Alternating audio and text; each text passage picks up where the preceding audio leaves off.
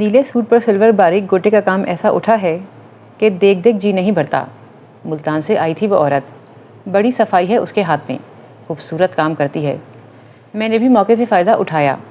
جتنے دن وہ ادھر اپنی بہن کے گھر ٹھہری، میں نے سروت کے لیے نیلے سوٹ پر گوٹے کا کام کروا لیا۔ صدیقہ اپنی بھابھی سلمہ کو بڑے شوق سے جارجٹ کا نیلا سوٹ دکھا رہی تھیں اور سلمہ اس سوٹ کو دیکھتے ہوئے بہت پیچھے ماضی میں اتر گئی تھیں۔ ایسے ہی گہرے نیلے رنگ کا سلک کا سوٹ تھا جس پر اماں نے بڑے ارمانوں کے ساتھ گوٹا لگایا تھا اور پھر سین کر اس کے جہیز کے لیے رکھ دیا تھا۔ اماں، میری پیاری اماں، میرے لاڈ، میرے ناز، سب تمہارے ساتھ ہی چلے گئے۔ دل کچھ ایسا بوجھل ہوا کہ وہ اپنی نند کے گھر بیٹھ نہیں سکیں۔ صدیقہ نے کہا بھی کہ سلمہ کچھ دیر رک جاؤ، آج سروت نے کوفتے بنائے ہیں اور میری سروت ویسے تو تمام گھریلو امور میں طاق ہے، مگر کھانا تو کمال کا بناتی ہے اور اس کے بنائے کوفتوں کی تو پورے محلے میں دھوم ہے۔ ہاں مومانی جان، بس آدھا گھنٹہ مزید بیٹھ جائیں۔ سروت نے بھی کہا تھا، مگر وہ ضروری کام کا بہانہ کر کے واپس آ گئیں۔ کام تو انہیں کوئی نہیں تھا، بس یادوں کا سلسلہ تھا جو رکنے کا نام نہیں لے رہا تھا۔ گھر میں اس وقت کوئی نہیں تھا۔ سلمہ کے دونوں بیٹے اور میاں اپنی جاب پر تھے۔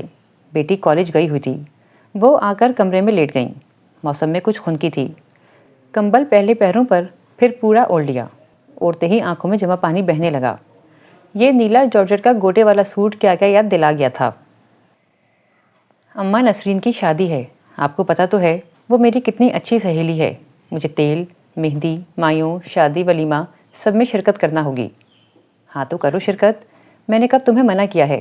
پڑوس کا معاملہ ہے اور صرف تمہیں ہی نہیں ہم سب کو بلایا ہے۔ اماں، میں یہ کہنا چاہ رہی تھی کہ اتنے دن شرکت کے لیے میرے پاس کپڑے بھی تو اتنے ڈھیر ہونے چاہیے۔ کیوں؟ یہ کہاں لکھا ہے؟ اماں جو اب تک بڑے سکون سے بیٹھی مٹر چھیل رہی تھیں، بھڑک کی تو پھٹیں۔ تو پھر آپ کیا چاہتی ہیں؟ میں یہ 2-4 گھسے ہوئے سوٹ ایک بار پھر پہن کر ہر جگہ جاؤں؟ ساری سہیلیاں مذاق اڑائیں گی میرا۔ کوئی مذاق نہیں اڑائے گی، ان میں سے کون سی ساہوکار کی اولاد ہے؟ سب کے پاس اتنے ہی جوڑے ہیں جتنے تمہارے پاس ہیں۔ کنواری لڑکیاں کہاں بکسے بھر بھر کر کپڑے بناتی ہیں، وہ سادہ ہی اچھی لگتی ہیں۔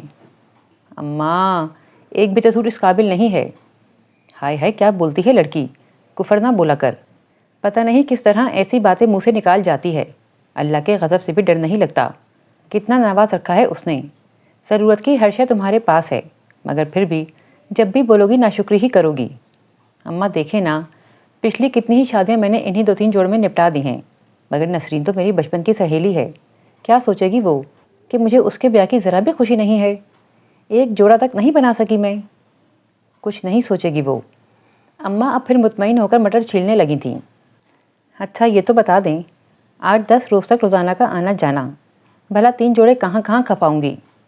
یہ 3 جوڑے تم مہندی، شادی اور ولیمے کے فنکشن میں آرام سے پہن سکتی ہو۔ باقی کے دنوں میں گھر کے عام کپڑوں میں سے کوئی بھی استری کر کے پہن لینا، اور دوپٹہ ساتھ میں وہ چنری کا لے لیا کرنا جس پر تم نے ستارے ٹانکے ہیں۔ اماں، وہ میں کہنا یہ چاہ رہی تھی کہ اگر وہ جو آپ نے اتنے ڈھیروں کپڑے ٹرنک میں رکھ چھوڑے ہیں، ان میں سے 1-2 دے دیں تو میں خراب تھوڑی کروں گی، بس تھوڑی سی دیر پہن کر رکھ دوں گی۔ ساری سہیلیوں میں میری شو بن جائے گی اماں۔ ہاں، اور جب بیاہ کے روز سب لوگ جہیز میں پرانے کپڑے دیکھ کر باتیں بنائیں گے تو کیا عزت رہ جائے گی؟ بس بی بی، اپنی سوچیں اپنے تک ہی رکھا کرو، ایسی باتیں کر کے میرا دماغ مت گرم کیا کرو۔ لو بھلا کیا فرمائش ہو رہی ہے؟ جہیز کے کپڑوں میں سے 1-2 جوڑے نکال دو، تھوڑی دیر پہنوں گی، خراب نہیں کروں گی۔ اماں آخر میں اس کی عقل کا ماتم کرتے ہوئے استہزائیہ انداز میں ہنسی تھیں۔ اماں، وہ سامنے والوں کی رشیدہ کو اس کی اماں نے 2 جوڑے بنا کر دیے ہیں، وہ تو ضرور ہی مجھے جتائے گی کہ نسرین کی سب سے قریبی سہیلی اور پرانی سہیلی تو میں ہی ہوں۔ دوسروں کی دیکھا دیکھی اپنی راہ کھوٹی نہیں کرتے۔ اب جتنے میں تمہارے 2 نئے جوڑے آئیں گے، اتنے میں تمہارے لیے جہیز کی کوئی چیز ہی لے کر ڈال لوں گی۔ کل کو تمہاری ہی عزت ہوگی اور پھر برتو گی بھی تم ہی۔ تب اپنی اماں کو یاد کرو گی اور دعائیں دو گی۔ اماں، آپ آنے والے کل کے لیے میری آج کی ہر خوشی برباد کرنے پر تلی رہتی ہیں، اور بھلا یہ کل کس نے دیکھا ہے؟ بس بس، ذرا جو پیار سے بات کر لوں بدتمیزی پر روتر آتی ہے۔ اپنی یہ عادت بدل لے۔ لڑکیوں کو صابر و شاکر مزاج والی ہونا چاہیے، اور تو ہے کہ بات بات پر منہ بنا لیتی ہے۔ ذرا کسی نے سخت بات کہہ دی، رونے بیٹھ گئی، کسی نے مذاق اڑا دیا، دل پر لے لیا۔ سچی کہتی ہوں احمق لڑکی، مجھے تیری بڑی فکر ہے۔ سدھر جا، میری باتیں سن کر کنویں میں نہ ڈالا کر، تیرے ہی فائدے کے لیے کہتی ہوں۔ پتہ نہیں کیا فائدہ ہے اور کیا نقصان۔ اس وقت وہ بری طرح چڑی ہوئی تھی۔ ہے بالکل ہی پاگل ہو رہی ہے، ماں کی محبت پر شک کر رہی ہے۔ ارے اگر ایک ایک پیسہ جوڑتی ہوں تو کس کی خاطر؟ اچھی سے اچھی چیز خرید کر پیٹی میں سنبھال دیتی ہوں تو کس لیے؟ کبھی تو نے مجھے اپنے لیے کچھ لیتے دیکھا ہے؟ میں نے بنائے ہیں مہنگے جوڑے۔ تو اماں ایسا کیوں ہے؟ میں نے تو جب سے ہوش سنبھالا ہے آپ کو اسی طرح چیزیں خریدتے اور پیٹی میں غائب کرتے ہی دیکھا ہے۔ پتہ نہیں یہ پیٹی کب بھرے گی۔ یہ سلسلہ تو تیری شادی ہو جانے تک جاری رہے گا۔ اماں مسکرا رہی تھیں، شاید وہ جاگتی آنکھوں سے اس کی شادی کا سپنا دیکھ رہی تھیں۔ اماں نے اس کی شادی کے لیے بڑے ہی خوبصورت اور مہنگے جوڑے بنوا کر باکس میں رکھے ہوئے تھے، کبھی کبھی ہوا لگوانے کے لیے نکالا کرتی تھیں۔ سلمیٰ بڑے شوق سے ہر بار یہ جوڑے دیکھتی اور جی چاہتا بس جلدی سے شادی ہو جائے، تب یہ سارے کے سارے اماں کے قبضے سے نکل کر اس کے پاس آ جائیں گے اور وہ روز ایک نیا جوڑا پہنے شان سے ادھر ادھر گھما پھرا کرے گی۔ یہ فیروزی موتیوں والا سوٹ، وہ گلابی جس پر باریک ستارے ٹنگے ہیں، جامنی سلک کا سوٹ جس پر اماں نے بہاول پور سے کڑھائی کروائی ہے، اور یہ نیلا سوٹ ملتانی گوٹے کے کام والا۔ اس کے علاوہ بھی بہت سے جھلمل کرتے مہنگے مہنگے قیمتی سوٹ اور پیٹی میں سنبھالا گیا جہیز، کراکری، بجلی کا سامان، نرم نرم شنیل کی رضائیاں اور گدے، خوبصورت بیڈ شیٹس۔ پتہ نہیں کب یہ سب استعمال کرنا نصیب ہوگا۔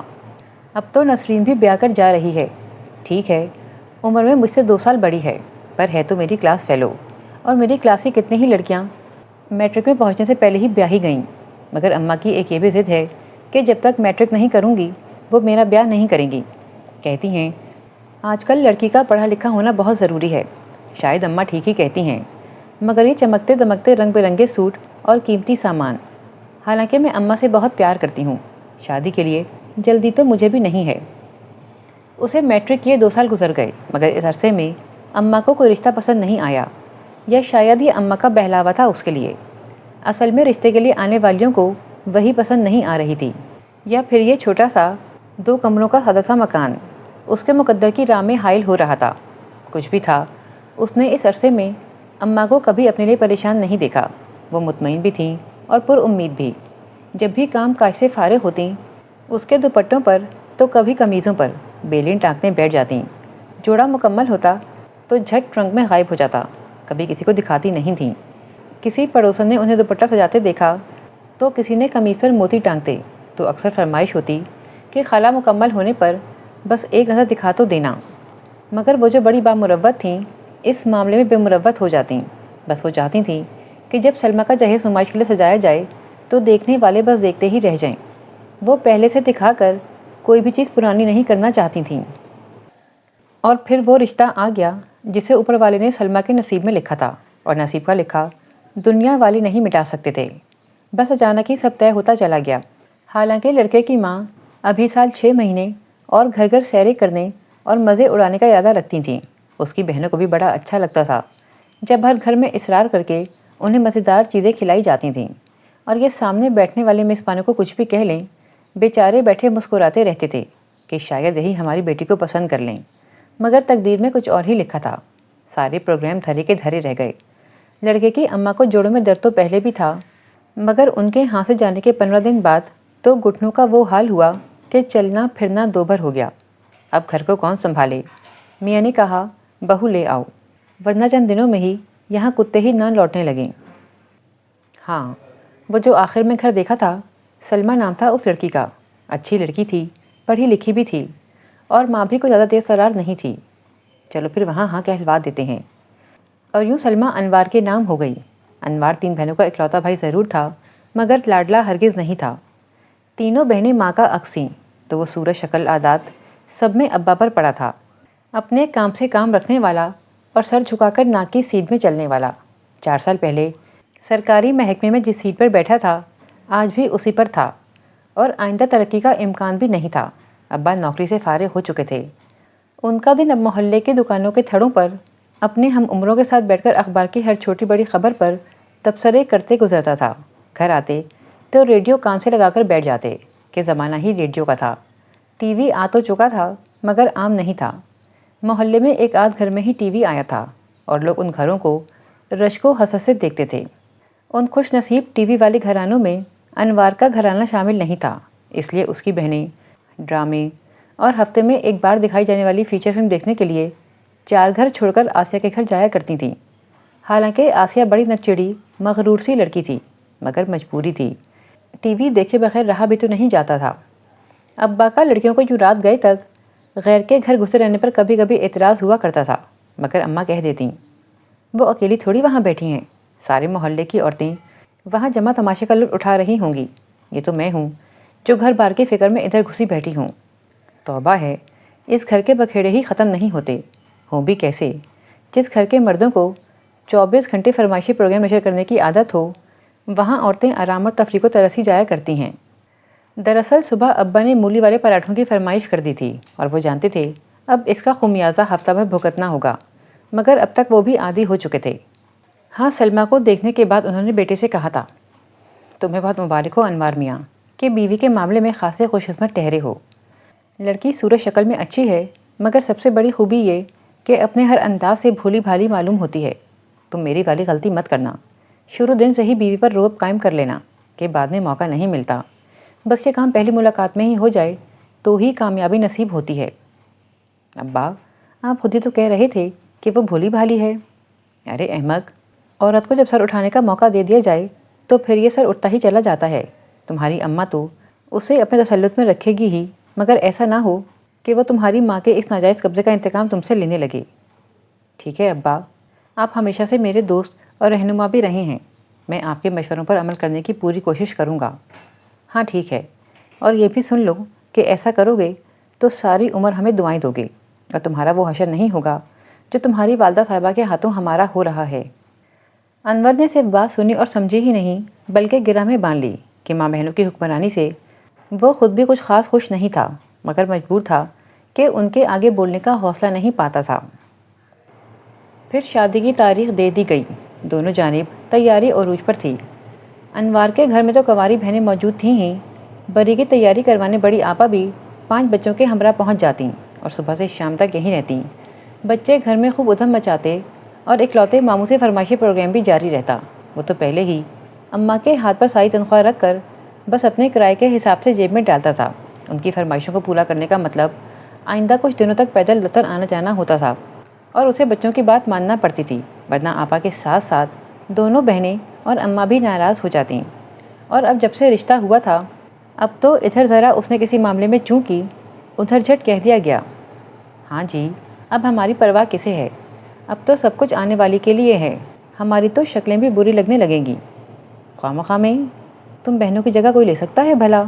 ابھی تمہارے ماں باپ زندہ ہیں اور یہ گھر بھی میرے یعنی تمہاری ماں اکبری خاتون کے نام ہے، مجال ہے کسی کی جو تمہیں آنکھیں دکھائے؟ اور یہ انوار تمہارا اکلوتا بھائی، اس احمق میں عقل تھوڑی ہے، اسے تو میں نے اب تک انگلی پکڑ کر ساتھ رکھا ہے، تبھی سیدھے راستے پر ہے، بعد میں کوئی اسے چھوڑ تھوڑا دوں گی اس دوسرے خاندان کی پرائی عورت کے لیے۔ ارے وہ تو 2 دن میں اس کو کاٹ کا الو بنا کر رکھ دے گی۔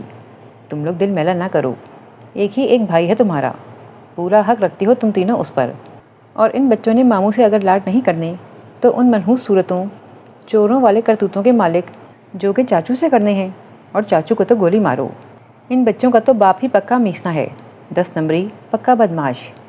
وہ اکلوتے داماد کو کوسنے لگتیں جو انہیں گرو ماننے سے انکاری تھا، اور بڑی آپا یعنی اپنی بیوی کی عقل مندیوں کو سراہنے کے بجائے چالاکی اور مکاری کا نام دیا کرتا تھا۔ صبح سے شام تک بری کی تیاریاں ہوتیں، اکثر کھانا قریبی تندور سے منگوا لیا جاتا کہ پکانے کا وقت اب اس مصروفیت میں کس کے پاس تھا، اور تندور والا صابر کتنی صفائی سے پکاتا ہے یہ بات انوار اچھی طرح جانتا تھا، اسی لیے اکثر وہ دسترخوان سے بھوکا ہی اٹھ کھڑا ہوتا۔ جوں شادی کے دن قریب آ رہے ہیں، ہمارے خوشی کے انوار بھائی کی تو بھوکی اڑ گئی ہے۔ چھوٹی بہن سلطانہ عرف ننھی بڑے طنز کے ساتھ کہتی، باقی بھی شاکی نظروں سے دیکھنے لگتیں، اور اس کا جی تو چاہتا ان سے پوچھے کہ کیا شادی دکھی ہونے کا نام ہے، اور اگر انہیں اس کا شادی کرنا پسند نہیں تو کس کے لیے لڑکی ڈھونڈنے ہر ہفتے نکل جایا کرتی تھیں، مگر وہ یہ سب کہہ کر اماں کے عطاب کو دعوت نہیں دے سکتا تھا۔ اکبری خاتون جب توپوں کو منہ کھول دیتی تو پھر بند کروانا کسی کے بس کی بات نہ ہوا کرتی تھی۔ پھر وہ دن بھی آ پہنچا جب سلمیٰ دلہن بن کر اماں کی عمر بھر کی پونجی لے کر اس گھر سے رخصت ہوئی۔ اماں نے شادی سے چند روز پہلے یہ سارا سامان بکسوں اور پیٹی سے نکالا تھا۔ بڑے پیار سے ایک ایک چیز پر ہاتھ پھیرتی رہی تھیں اور سلمیٰ کو انہیں خوشی کے ساتھ برتنے کی دعائیں دیتی رہی تھیں۔ اتنی اداس کیوں ہوتی ہیں اماں؟ میں آتی جاتی رہا کروں گی۔ آنے والے وقت کے سپنوں میں کھوئی وہ اماں کی بے پناہ اداسی پر ہنس پڑی تھی۔ جب تو ماں بنے گی تب جانے گی، جسم کا حصہ الگ کر کے دوسرے کی جھولی میں ڈال رہی ہوں۔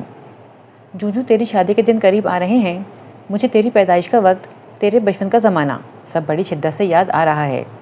سلمیٰ میری گڑیا، اللہ تجھے ہمیشہ خوش رکھے۔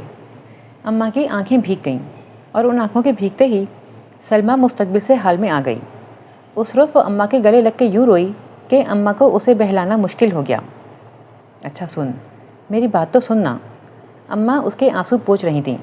اس نے بس پلکیں اٹھا کر ان کی جانب دیکھا۔ ہونٹ ابھی تک کپکپا رہے تھے، بولا ہی نہیں جا رہا تھا۔ یہ جو گوٹے کا کام والا نیلا سوٹ ہے نا، یہ مجھے بہت پسند ہے اور یہ تجھ پر سجے گا بھی خوب۔ شادی کے بعد جب تو پہلی بار میری طرف اپنے دولہا کے ساتھ آئے گی تب یہی سوٹ پہن کر آنا۔ اس نے شرما کر سر جھکا لیا مگر دل میں پکا ارادہ کر لیا، اور اب اماں سے دور وہ اجنبی لوگوں کے درمیان سر جھکائے بیٹھی تھی اور سب نے کہا تھا اب یہی اس کے اپنے ہیں، اسے انہی کے ساتھ رہنا ہے، انہی کے لیے جینا مرنا ہے۔ امی امی، دلہن کی چوڑیاں کتنی پیاری ہیں، میں لے لوں؟ بڑی نن کی بیٹی اس کی چوڑیوں پر ہاتھ پھیرتے ہوئے اپنی ماں سے اجازت لے رہی تھی۔ ماموں سے پوچھ لے۔ اس کی نن نے ادھر کمرے میں ہی مگر دلہن سے فاصلے پر سنبھل کر بیٹھے اپنے بھائی انوار کی جانب اشارہ کیا۔ ایسی فرمائش پر جو ایک بچے کی سراسر احمقانہ فرمائش تھی، ماموں سے پوچھنے والی تو کوئی بات ہی نہیں تھی، مگر وہ اپنی بہنوں کو خوب سمجھتا تھا۔ یہ بات اصل میں اس کی آزمائشوں کے لیے کہی گئی تھی اور اسے اس آزمائش پر پورا اترنا ہی تھا۔ اس لیے جو ہی بچی نے کہا ہے ماموں یہ میں لے لوں، وہ جھٹ بولا لے لو بیٹا، جو پسند ہے سب لے لو، آپ کو منع کس نے کیا ہے؟ اگر اسے مومانی ہی پسند آ گئی تو پھر؟ انوار کا جواب بہنوں کو پسند آیا تھا، اس لیے اب کے خوشگوار انداز میں چھیڑا جا رہا تھا۔ اے لڑکیوں، یہاں کیا بندر کا تماشا ہو رہا ہے؟ اٹھو، کوئی کام دھندہ بھی دیکھو، مہمانوں کے بچے رو رہے ہیں، اٹھ کر انہیں کھانا ہی نکال دو، وہ کہیں سوئیں تو کچھ سکون ہو۔ توبہ، اٹھ مجھے دودھ کا ایک گلاس ہی گرم کر دے۔ اکبری بیگم نے کہتے ہوئے سلمیٰ کے قریب بیڈ پر گرنے والے انداز میں بیٹھیں، پھر لیٹ گئیں یوں پھیل کر کہ بیچاری دلہن تو کنارے پر ہی آ لگی۔ ننھی، یہ کمبل تو اڑا دے، جسم درد سے ٹوٹ رہا ہے، حرارت ملے گی تو سکون ہوگا۔ وہ تو یقیناً لمبا پروگرام بنائے ہوئے تھیں اور تو کوئی کچھ کہہ نہ سکا، سو ابا بولے انوار کی اماں اپنے کمرے میں چلو، مجھے تم سے کوئی ضروری بات کرنا تھی۔ کر لینا ضروری باتیں، 2 گھڑی آرام بھی کر لینے دیا کریں، ہر طرف مہمان بھرے ہیں، مجال ہے جو کوئی جگہ خالی ہو۔ اب جو ذرا کمر سیدھی کرنے لیٹی ہوں تو آپ کو سوئیاں چبھنے لگی ہیں۔ ہاں ابا، جو ضروری بات ہے وہ ذرا ٹھہر کر بھی ہو سکتی ہے، اماں کو ذرا آرام کر لینے دیں۔ بڑی والی ہر معاملے میں بولنا ضروری سمجھا کرتی تھی۔ میرا خیال ہے یہ کمرہ اماں ابا کو ہی دے دو، دولہا دلہن بیچارے ان کے کمرے میں چلے جاتے ہیں۔ یہ کہنے والے اکلوتے بدتمیز داماد صاحب تھے۔ اکبری خاتون دانت کچکچا کر رہ گئیں۔ کیوں اماں، دل کی بات کہہ دی ہے نا میں نے۔ آخر اماں کو اٹھتے ہی بنی۔ کمرے میں موجود کتنے ہی مہمان داماد صاحب کی ان باتوں کو مذاق سمجھ کر ہنس رہے تھے۔ ابا نے تو انوار کو بڑا سمجھایا تھا مگر یہ وقت ہوتا ہی جادو بھرا ہے، اچھے سے اچھے مرد کے بھی حواس جواب دے جاتے ہیں۔ انوار میاں کو بھی ابا کی کوئی بات یاد ہی نہ رہی، وہ تو بس سلمیٰ کو آنے والے وقت کے سنہرے سپنے دکھاتا رہا اور سلمیٰ نے ایک ہی رات میں اس بات پر یقین کر لیا کہ وہ دنیا کی خوش قسمت ترین عورت ہے۔ صبح اس کا چہرہ کھلا کھلا اور آنکھوں میں جگمگاہٹیں تھیں اور کوئی چونکا یا نہیں، لیکن تجربہ کار اماں اور آپا ضرور کھٹک گئیں اور انوار کا بھی جائزہ لیا۔ وہ بھی بڑا مطمئن اور خوش باش دکھائی دے رہا تھا اور بات بے بات مسکرائی جا رہا تھا۔ بے ادھر آ، آج کیا سارا دن کمرے میں گھسے رہنے کا ارادہ ہے؟ بے حیا، اور کچھ نہیں تو کنواری بہنوں کا ہی لحاظ کر لے۔ اماں نے کنواری بہنوں کا لحاظ کیا نہ نئی نویلی دلہن کا۔ سب کے سامنے جوان بیٹے کو شرمندہ کر کے دلہن کو یہ بتا دیا کہ کسی دھوکے میں نہ رہنا، اس راجدھانی کی رانی میں ہوں اور یہ جس پر مان کر کے تم سر اٹھائے بیٹھی ہو وہ میرے اشارے کے بغیر ایک قدم بھی نہیں اٹھا سکتا۔ انوار ماں کی جھاڑ پر دل ہی دل میں پیچوتاب کھاتا کمرے سے باہر چلا گیا اور اکبری بیگم نے فاتحانہ انداز میں اپنے سے بہت چھوٹی، اپنی سب سے چھوٹی بیٹی کی ہم عمر اس لڑکی کو دیکھا جو شوہر کو پڑنے والی اس جھاڑ کے بعد کچھ بے چین اور خوفزدہ دکھائی دینے لگی تھی۔ اکبری خاتون واپس جانے کے بجائے وہیں صوفے پر بیٹھ گئیں، جوتے اتارے اور پیر بھی اوپر رکھ لیے۔ خالہ، آپ کے پاؤں میلے ہو رہے ہیں۔ ان کی بھانجی سے نئے صوفے پر یہ داغ برداشت نہیں ہو سکے تو بول اٹھی، تو کیا ہوا بی بی، میری چیز ہے، جیسے چاہوں برتوں۔ نہیں، بالکل نہیں، اپنی چیز کے ساتھ کون ایسا سلوک کرتا ہے؟ یہ تو وہ لائی ہے جسے قدم قدم پر کمتر ہونے کا احساس دلانا ہے، اور اس کی لائی ہر چیز کو بے وقت جاننا ہے، ہر وہ چیز جو اس کی ماں نے ہر خواہش کو دفن کر کے بنائی ہے، جس میں ایک ماں کی چاہت اور ارمان ہے، اپنی بیٹی، اپنے ہی جسم کے اس حصے کے لیے دعائیں ہیں جسے دنیا کی ریت کے مطابق اس سے جدا کیا گیا ہے۔ وہ سوچ کر رہ گئی، اے صدیقہ، ولیمے کے کھانے کے بعد دلہن رواج کے مطابق اپنے گھر جائے گی، اس کے ایک دو جوڑے نکال دینا۔ اکبری خاتون صوفے پر نیم دراز بیٹی سے مخاطب تھیں۔ اچھا، نکال دیتی ہوں، ابھی بڑا وقت پڑا ہے، صدیقہ نے سستی سے جواب دیا۔ میں نکال دیتی ہوں، یہ بھی کوئی رشتے کی بھانجی یا بھتیجی تھی۔ نہیں نہیں، رہنے دو، ابھی واقعی بڑا ٹائم پڑا ہے۔ اکبری خاتون نے روک دیا، پھر صدیقہ سے بولیں، کہیں جہیز کھل کے نہ بیٹھ جانا، بری میں سے جوڑے رکھنا۔ جب تم میری طرف آؤ تو نیلا گوٹے والا سوٹ پہن کر آنا۔ اسے ماں کی معصوم سی خواہش کا اظہار یاد آ گیا، مگر وہ ساس سے کچھ کہہ نہ سکی اور ولیمے کے بعد بری کے 2 جوڑوں کے ساتھ میکے آ گئی۔ اماں، آپ نے کہا تھا نیلا جوڑا پہن کر آنا، مگر کپڑے صدیقہ نے رکھے تھے۔ چل بیٹا، کوئی بات نہیں، یہ بھی اچھے ہیں۔ ماں نے ماتھا چوم لیا، اس کی آنکھیں بھر آئیں۔ کیا بات ہے بیٹا؟ اماں اس کے آنسو پہ خود بھی پگھلنے کو تھیں۔ اماں، تم سے دور جا کر مجھے تمہاری محبت کا احساس ہوا، اور مجھے لگا ہے اماں کہ اب ایسی سچی کھری محبت مجھے دوبارہ کہیں سے نہیں ملے گی۔ ایسا نہیں سوچتے، شکر کرو وقت پر اپنے گھر کی ہوئیں، ان رشتوں کی قدر کرو، دل سے اپنا مانو، پھر ساس بھی ماں اور نندیں بہنیں لگنے لگیں گی۔ اور پھر بیٹا، سب سے بڑھ کر تو شوہر کا رشتہ ہے، اگر میاں بیوی میں محبت ہو جائے اور یہ ایک دوسرے کے دکھ سکھ کے ساتھی بن جائیں تو پھر سمجھو دنیا ہی جنت بن جاتی ہے۔ اور اس نے سوچا، انوار تو بہت اچھے ہیں، یقیناً ہم دونوں کی زندگی بہت مزے میں گزرے گی۔ انوار نے دفتر سے 15 دن کی چھٹی لی تھی اور یہ 15 دن دعوتوں میں ہی گزر گئے۔ اس کا کمرہ چھوٹا سا تھا، بس وہاں پر ڈبل بیڈ، ڈریسنگ ٹیبل کے بعد اتنی ہی گنجائش تھی کہ 2 کرسیاں اور ایک میز رکھ کر باقی گزرنے کے لیے راستہ چھوڑ دیا جائے۔ اس کی پیٹی کے ساتھ ساتھ باکس، اٹیچی سب اسٹور میں رکھے گئے تھے اور چابیاں اماں کے پاس تھیں۔ اسے جب بھی کہیں جانا ہوتا تو اس کی نندیں کپڑے نکال کر دیتیں، اور یہ اکثر بڑی کے کپڑے ہوتے۔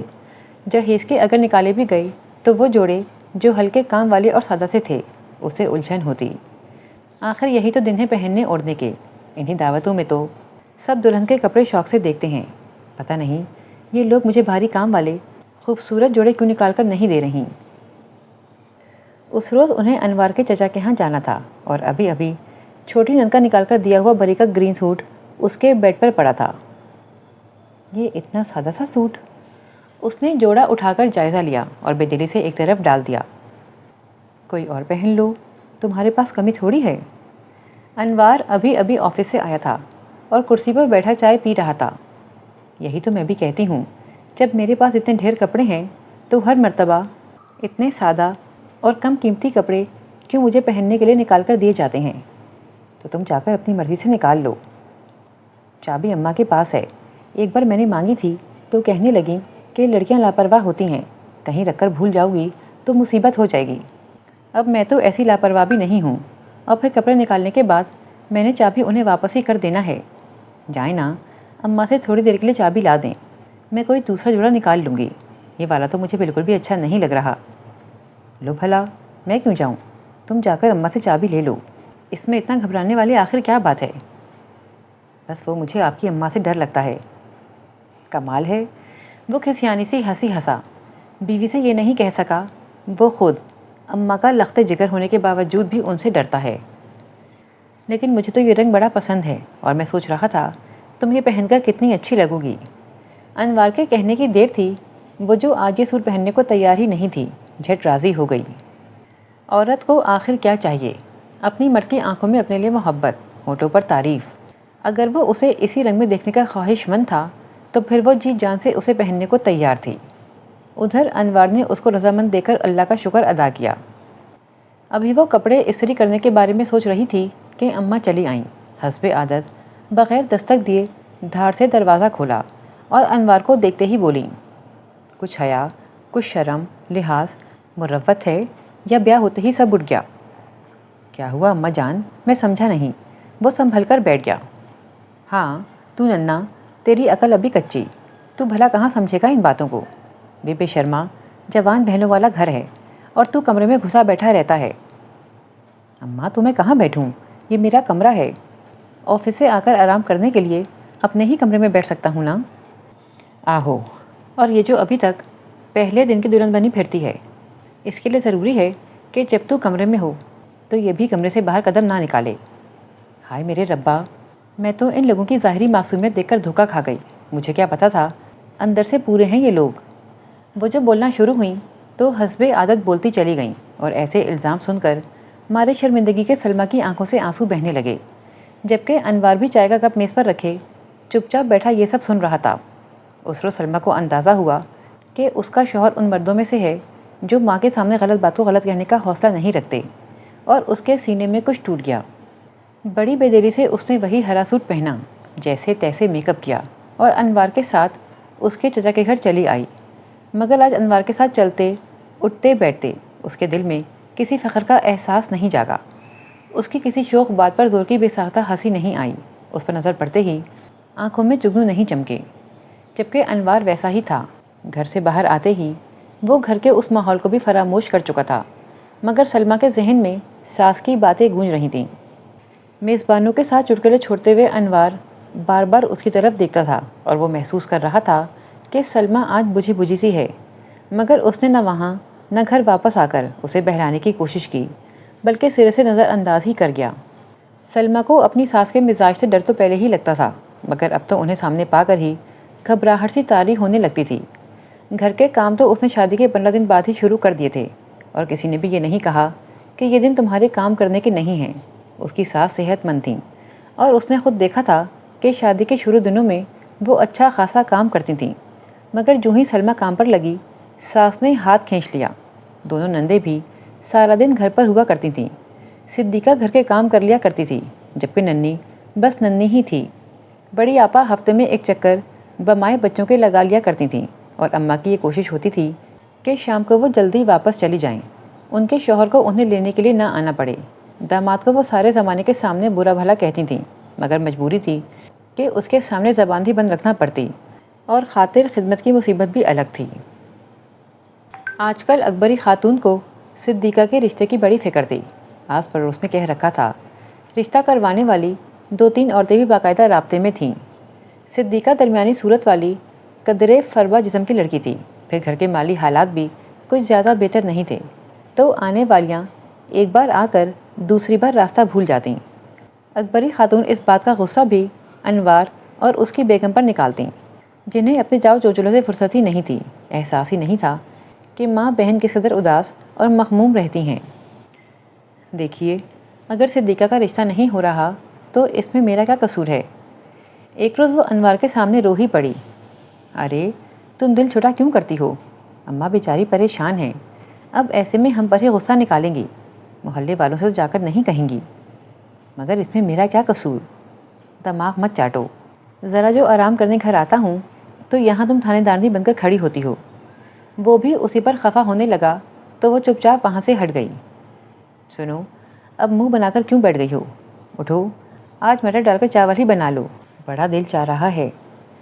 چاول گھر میں نہیں ہیں، اس نے انوار کے ہلکے پھلکے سے انداز پر اندر ہی اندر جل کر بڑی مشکل سے نارمل انداز میں جواب دیا۔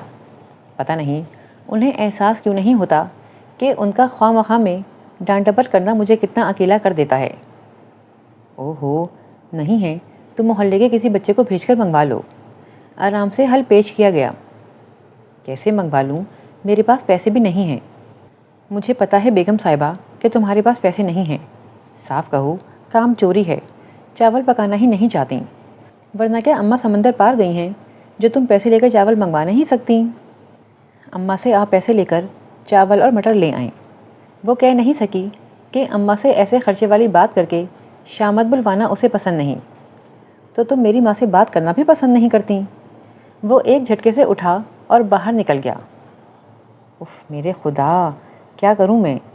سمجھتے ہیں اپنی ماں کی عادات کو، پتہ بھی ہے کہ وہ ذرا ذرا سی بات پر کس طرح سناتی ہیں، مگر پھر بھی سارے قصور میرے ہی کھاتے میں ڈالیں گے۔ باہر سے اب اکبری خاتون کی گھنگرج کی آوازیں آ رہی تھیں۔ یقیناً انوار نے مٹر پلاؤ کی فرمائش کر دی تھی۔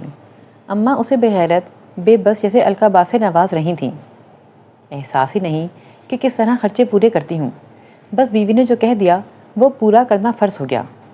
اس سے پوچھا، ماں کے گھر کتنی بار مٹر پلاؤ بنتا تھا؟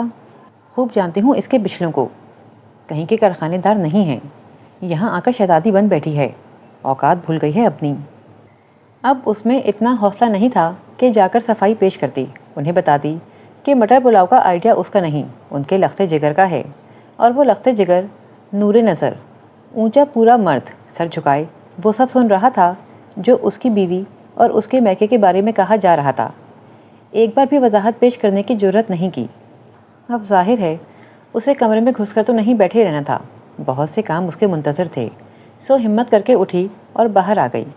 سامنے ہی سسر صاحب کرسی ڈالے بیٹھے تھے، اسے دیکھا، پھر انوار کو، پھر خواہ ہی مسکرائے۔ کم از کم اسے تو ایسے ہی محسوس ہوا، اور پھر اخبار دیکھنے لگے۔ وہ کچن میں آ کر برتنوں کے ڈھیر کی جانب متوجہ ہوئی اور چپ چاپ انہیں رگڑنے لگی۔ جب اماں 1 ڈیڑھ گھنٹہ اس کو خوب رگڑ چکیں اور خاموش ہوئیں، تب انوار نے دھیرے سے کہا، اماں، آپ کے ہاتھ کا مٹر پلاؤ کھانے کا تو دل میرا چاہ رہا تھا، اسے تو مٹر پسند ہی نہیں ہیں۔ اماں نے مشکوک انداز میں اسے دیکھا۔ ویسے بھی اس کی بیوی کے خلاف اتنا بولنے پر بھی انوار نے جس بے حسی کا مظاہرہ کیا تھا، اس سے اماں کا دل بیٹے کی طرف سے خاصا خوش ہو چکا تھا، اسی لیے اب خاموشی سے پیسے تھما دیے اور بولیں، جا کر مٹر بھی لے آ اور چاول بھی، مٹروں کے ساتھ ہرا دھنیا اور ہری مرچیں ڈلوا لینا، میں خود تیرے لیے اپنے ہاتھ سے پکاؤں گی۔ یہ بس سلیقہ تو ہر چیز کا ستیہ ناش مار کر رکھ دیتی ہے، پتہ نہیں اتنے سال ماں کے گھر کیا کرتی رہی ہے، کسی بات کا کوئی طریقہ نہیں ہے اس میں۔ وہ اسباب میں سر ہلاتے ہوئے سودا لینے چلا گیا۔ اماں نے مٹر پلاؤ بنایا، خوشبو بتا رہی تھی کہ بہت اچھا بنا ہوگا، مگر اس نے ایک چمچہ بھی نہیں لیا۔ دوپہر کی ایک روٹی رکھی تھی، وہی چائے کے ساتھ کھا لی۔ پتہ نہیں یہ احتجاج وہ کسے دکھانا چاہتی تھی۔ یہاں کون تھا جو اس کے نہ کھانے پر بے چین ہوتا، بار بار اسے اصرار کرتا۔ انوار نے اماں اور بہنوں کے ساتھ بیٹھ کر 100 تعریفیں کر کے کھانا کھایا۔ وہ کمرے میں لیٹی تکیہ سر پر رکھے آنسو بہاتی اپنی پیاری ماں کو یاد کرتی رہی۔ کیا قانون ہے یہ قدرت کا، وہ جو جی جان سے زیادہ چاہتی ہے اسی کو چھوڑنا پڑتا ہے۔ ہاں جی، ادھر لیٹی ہو، میں سمجھا باورچی خانے میں کام کر رہی ہوگی۔ کھائے تم نے چاول؟ اچھے بنے تھے نا؟ اماں کے ہاتھ میں ذائقہ ہی بڑا ہے، زبان بھی کراری، ہاتھ بھی کرارا۔ وہ خود ہی ہنسنے لگا۔ اس نے یوں ہی رخ موڑے چپکے سے آنسو پوچھ ڈالے۔ 1 سال گزر گیا، اور اس 1 سال میں کیا کیا نہ ہو گیا۔ اس کی ماں، دنیا میں واحد اس کی غمگسار، اس کی محبت میں خود کو بھول جانے والی ماں دنیا سے رخصت ہو گئی۔ کیسی قیامت بیت گئی اس کے دل پر، مگر اس صدمے کو جھیلنے کے لیے وہ اکیلی ہی تھی۔ انوار کا افسوس بس رسمی سا تھا، اسے سنبھلنا تھا، سو سنبھل گئی کہ وہ امید سے تھی، اور اس کے رونے اداس ہونے پر فوراً کہا جاتا تھا، ماں کا سوگ منانے بیٹھی ہے، آنے والے کی فکر نہیں ہے کہ اس سیاپے کا اس پر کتنا برا اثر پڑے گا، اور جو اس گھر میں گھٹن ہے، مجھ پر جو پابندیاں ہیں، ان کا کیا اثر پڑے گا، اس بارے میں کبھی کسی نے نہیں سوچا۔ ماں دنیا سے کیا گئی، اس کا دل سہم سا گیا۔ وہ خود کو بالکل بے سہارا سمجھنے لگی۔ انوار کو دیکھ کر اکثر اسے خیال آتا کہ کیا شریک سفر اسے کہا جاتا ہے؟ زندگی بھر کا ساتھی اتنا بیگانہ اور اتنا بے اعتبار ہوا کرتا ہے۔ اس کی طبیعت ٹھیک نہیں تھی، مگر کسی کام کے سلسلے میں اسے کوئی رعایت نہیں تھی کہ ان دنوں میں جتنا کام کرو اتنا ہی اچھا ہوتا ہے۔ اس کی ساس اور بڑی آپا اکثر اسے بتایا کرتی تھیں کہ یہ جو کام وہ کرتی ہے وہ تو کچھ بھی نہیں۔ وہ دونوں تو ان دنوں میں صبح سے شام تک لگی رہتی تھیں، کبھی دن میں کمر سیدھی کرنے کے لیے نہیں لیٹی تھیں۔ صبح سے سر میں درد اور طبیعت بے حد گری گری تھی۔ ایسے صدیقہ کو دیکھنے کچھ عورتیں بھی آ رہی تھیں۔ کام پہلے سے کہیں زیادہ تھا۔ عام دنوں میں تو صدیقہ ہاتھ بٹا دیا کرتی تھی، مگر آج اس کی اپنی تیاری ہی ختم ہونے میں نہیں آ رہی تھی۔ شام کو 3 عورتیں لڑکے والوں کے مخصوص ٹھسے کے ساتھ تشریف لائیں اور آج تو اماں اور آپا کی خوش اخلاقیاں دیکھنے کے لائق تھیں۔ ان خواتین کی ہر بات کا جواب مسکرا کر اور نہایت اخلاق سے دیا جا رہا تھا۔ ایک وہی تھی جو خاموش اور کچھ اکتائی ہوئی سے دکھائی دیتی تھی۔ عورتیں کھانے سے پورا انصاف کرنے کے بعد صدیقہ کے ہاتھ پر 200 روپیہ رکھ کر اور انہیں بھی اپنے ہاں آنے کی دعوت دے کر گئیں تو اکبری خاتون کے تو مارے خوشی کے پاؤں ہی زمین پر نہیں ٹک رہے تھے۔ شکر ہے کسی کو صدیقہ پسند تو آئی۔ اصل میں بات یہ ہے کہ 8 بیٹے ہیں ان کے، 6 وہ بیاہ چکے ہیں، گویا سارے ارمان نکال چکے ہیں۔ اب تو بس ان کے لیے اتنا کافی ہے کہ 7ویں نمبر والے کے لیے ایک عورت ذات تلاش کر لی جائے۔ اسی لیے انہوں نے لڑکی پر زیادہ غور نہیں کیا، بس دیکھا اور ہاں کر دی۔ آپا کی یہ بات صدیقہ کو جلتے انگارے کی طرح لگی۔ آپ کا کیا خیال ہے، میں بدصورت ہوں؟ کوئی عیب ہے مجھ میں؟ جو ذرا غور سے دیکھے وہ پسند نہیں کر سکتا؟ پتہ نہیں، یہ تو ان سے پوچھو جو پہلے اس گھر میں آتی رہی ہیں اور کبھی کسی نے ہمیں اپنے پاس آنے کی دعوت نہیں دی۔ بھائی سچ کہتی ہوں کہ صرف تمہاری خاطر ایسی موٹی بھینسوں کو لفٹ کرائی ہے جن کی باتیں سن کر جی کرتا تھا چپیڑے مار کر گھر سے باہر نکال دوں، اور یہ جو آج آئی تھیں، توبہ، مسکرا کر میرا تو جبڑا ہی دب گیا ہے۔ آہو، مسکرانے کی عادت جو نہیں ہے۔ صدیقہ کو آپا کی باتوں پر اکثر ہی غصہ آ جایا کرتا تھا اور آج تو وہ سخت بری لگی تھیں کہ انہوں نے اس کی صورت کو نشانہ بنایا تھا۔ بڑی آپا بچوں کے ساتھ نہیں آئی تھیں کہ اماں نے منع کر دیا تھا۔ اب کہہ رہی تھیں چائے کے ساتھ جو کچھ بنا ہے وہ سب میں گھر لے کر جاؤں گی کہ میں صرف آپ لوگوں کے کہنے پر بچے گھر چھوڑ کر آئی ہوں۔ اپنے بچوں کو تھوڑی تمیز سکھا دیں، پھر ان کے آنے پر ہمیں اعتراض نہیں ہوگا۔ صدیقہ کو بدلہ اتارنے کا موقع مل گیا۔ لڑائی پھر شروع ہو گئی۔ وہ برتن اٹھا کر کچن میں آ گئی اور تھکن سے چور سستی کے ساتھ دھونے لگی۔ رات کو ابا اور انوار گھر پہ آئے تو یہ خبر بڑی خوشی کے ساتھ انہیں سنائی گئی۔ انہیں بھی اطمینان ہوا۔ رات جب انوار سونے کے لیے کمرے میں آیا تو خاصے خوشگوار موڈ میں تھا اور اس نے ٹھنڈی سانس بھر کر سوچا، ایک اور ڈیوٹی، جبکہ میں اب سونا چاہتی ہوں۔ صدیقہ کی شادی کی تاریخ رکھ دی گئی اور ساتھ ہی تیاریوں کا آغاز ہوا۔ اماں 5-6 جوڑے خوب بھاری کام والے ہونے چاہیے، صدیقہ لاڈ سے فرمائش کر رہی تھی۔ ہاں، پیسے درختوں پر لگتے ہیں، کوئی فائدہ ہوتا ہے ان بھاری کپڑوں کا؟ ایک بار بھی پہنے نہیں جاتے۔ میں نے تو بہو کی بری بھی ہلکی بنائی تھی، دیکھ لو کتنا کام آئی۔ وہی کپڑے یہ استعمال کر رہی ہے اور جہیز کے بھاری جوڑے بکسوں میں پڑے سر رہے ہیں۔ بس میں نے کہہ دیا، تمہیں نئے بھاری جوڑے بنانے کی ضرورت نہیں ہے۔ سلمیٰ کے جو بھاری جوڑے کیڑوں کی خوراک بننے کے لیے پڑے ہیں انہی میں سے تمہیں دے دوں گی۔ اور سلمیٰ نے چونک کر ساس کی جانب دیکھا، مگر وہ ادھر متوجہ ہی کب تھیں۔ انوار آ جائے تو کرتی ہوں اس سے بات، میرے جہیز کے کپڑوں پر کسی کا کوئی حق نہیں۔ دن بھر وہ انگاروں پر لوٹتی رہی اور شام کو جب انوار آیا تو جا کر اماں کے کمرے میں بیٹھ گیا۔ وہ رات کا کھانا بناتے ہوئے لفظوں کو ترتیب دیتی رہی کہ اسے انوار کے سامنے طریقے سے بات کرنا ابھی تک نہیں آیا تھا، مگر بات کے جواب میں وہ یوں بھڑک جائے گا اسے گمان بھی نہ تھا۔ بکسوں میں بند کپڑے جو تمہارے کسی کام کے نہیں، اگر میری بہن کو مل جائیں گے تو اس میں برا کیا ہے؟ تم اس گھر میں رہتی ہو، ہر چیز استعمال کرتی ہو، جو جی چاہے کھاتی پیتی ہو، کیا میں نے کبھی کوئی اعتراض کیا ہے؟ اس بات پر وہ پھٹی آنکھوں سے اسے دیکھتی رہ گئی، پھر اس نے کچھ نہیں کہا۔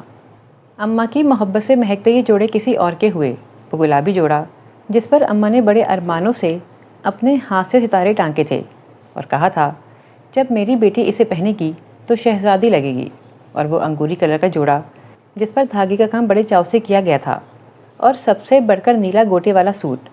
اس کا دل یوں بھر آیا کہ ضبط نہ کر سکی، اور ماں اور اس کی آنکھوں میں چمکتے خواب یاد کر کے اس کی آنکھیں بھیگ گئیں۔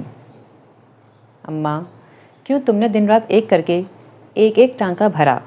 کیوں تم نے پیسے بچا کر یہ جوڑے بنائے؟ اماں، محبتوں سے گندھے یہ جوڑے میرے دل کا ناسور بن گئے ہیں۔ اس کا جی چاہتا تھا وہ گھر میں آنے والی ہر عورت کو اس ظلم کے بارے میں بتائے، مگر دل کی بات مان لیتی تو پھر سر چھپانے کا آسرا نہ رہتا۔ اب تو وہ بھی ایک ماں تھی، اس کی گود میں ننھا ابران آ چکا تھا، اور اگر وہ لوگ ابران کو اس سے چھین لیتے پھر وہ کیا کرتی؟ جیتے جی مر جاتی۔ خاموشی ہی اس کے حق میں بہتر تھی۔ کھلی آنکھوں سب دیکھنا، دل کا کٹ جانا، مگر پھر بھی ہونٹوں پر مسکراہٹ سجانا اس کی مجبوری تھی۔ انوار ویسا ہی تھا، اس کے ساتھ چھیڑ چھاڑ، ہنسی مذاق کرنے والا، مگر دوسروں کے سامنے اسے اکیلا چھوڑ دینے والا۔ اور اب اسے انوار کی باتوں، اس کے ہنسی مذاق کے جواب میں زندہ دلی دکھانے، اس کا ساتھ دینے اور کامیاب بیوی، اچھی بیوی کا کردار ادا کرنے سے اکتاہٹ ہوتی تھی۔ وہ ہنس کر کوئی معنی خیز بات کرتا اور یہ بجائے شرما کر مسکرانے کے بس ٹکر ٹکر اس کی صورت دیکھے جاتی۔ مجھے لگتا ہے تمہیں اب میں اچھا نہیں لگتا۔ وہ منہ پھلا لیتا، نخرے کرتا، غصہ دکھاتا۔ وہ جواب میں ہاں کہتی نہ کسی کام کے بہانے سے اٹھ کر باہر آ جاتی۔ اس کے دل کو سب سے زیادہ گلے انوار ہی سے تو تھے۔ وہی تو تھا جو بڑے دھڑلے سے بارات لے کر اس کی ماں کے خوشبوؤں سے مہکتے آنگن میں آیا تھا اور سلمیٰ کے سارے حقوق اپنے نام لکھوا کر بدلے میں اپنا نام اور اپنا ساتھ اس کے لیے لے کر اپنے گھر لے آیا تھا۔ میں کون ہوں اس کی؟ وہ سو جاتا اور سلمیٰ ننھے بیٹے کو گود میں لیے تھپک تھپک کر سلانے کی کوشش میں بیٹھی انوار کا چہرہ دیکھے جاتی۔ سارا دن کام کرتی ہوں، سب کی بے دام لونڈی ہوں، اور پھر بھی احسان جتا کر کہتا ہے کہ تم جو جی چاہے کھاتی پیتی ہو۔ کیا میں نے کبھی ٹوکا ہے تمہیں؟ آنسو پلکوں کا بند توڑ کر بہہ نکلتے۔ اگر اتنا کام میں گلی محلے کے گھروں کا کروں تو کپڑا روٹی تو دیں گے ہی، پیسے بھی میرے ہاتھ میں آ جائیں گے۔ جہیز کی تیاری کے سلسلے میں بڑی آپا اکثر آ جاتی تھیں۔ اکبری خاتون کی پوری کوشش ہوتی کہ شام کو وہ جلدی چلی جائیں، اس کے میاں کو لینے نہ آنا پڑے، مگر بڑی آپا واپسی کی تیاری میں اتنی ہی دیر لگا دیتی کہ داماد صاحب لینے آ پہنچتے۔ کب سے بکواس کر رہی تھی، جلدی کر لے جلدی کر لے، مگر اسے ہمارا کیا درد؟ میں جو پیسہ بچا بچا کر جہیز بنا رہی ہوں، اب اس پیٹوں کی خاطر مدارت میں کتنا خرچہ اٹھ جائے گا۔ وہ بڑبڑاتی مگر مجبور نظر آتی، اور سلمیٰ کو ان کے داماد کی آمد پر بڑی خوشی اور سکون کا احساس ہوتا کہ وہی تو تھا جو اکبری خاتون کو نیچا دکھا سکتا تھا۔ وہ دل سے اس کی خاطر داری کرتی۔ صدیقہ، رخصت ہوتے وقت سلمیٰ بھابھی کو ساتھ ہی لے کر جاؤں گی کیا؟ جب اس نے چائے اور پکوڑے آپا کے میاں کے سامنے لا کر رکھے تو وہ کمرے میں موجود ساس، بیگم، چھوٹی سالی اور صدیقہ پر نظر ڈال کر عجیب سا سوال کر بیٹھے۔